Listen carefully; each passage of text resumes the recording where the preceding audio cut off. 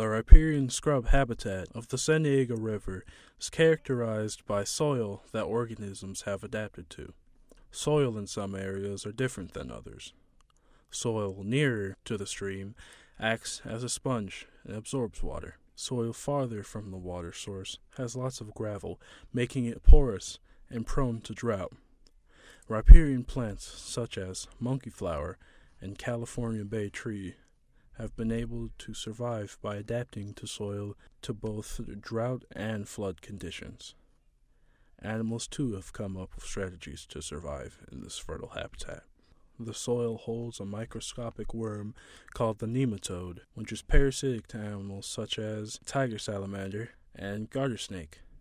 After burrowing into an animal's skin, it travels to the host's lungs while in its larval stage, causing lung problems such as blood clots. After the larvae become adults, they live in their host's intestines and lay eggs.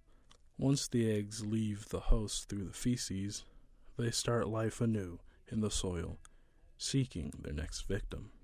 When nematodes aren't parasitic to animals, they attack soil-inhabiting insects with special bacteria which kills in 48 hours and changes their victim's color.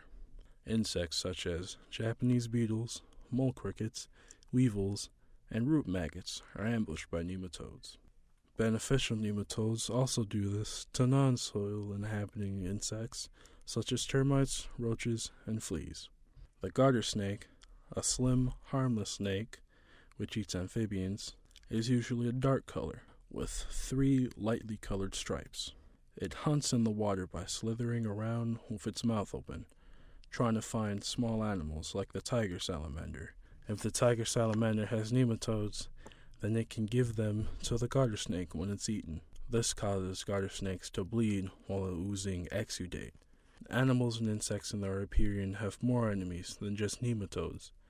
They also have to deal with domestic animals that hunt the wild species. Cats and dogs that wander into the riparian will try and eat birds, reptiles, and small mammals and plants. A bird going against a well-fed cat that climbs all day can be a real problem for the bird. The riparian shrub habitat is a struggle to live in due to the drought problems, parasitic worms, and domestic animals.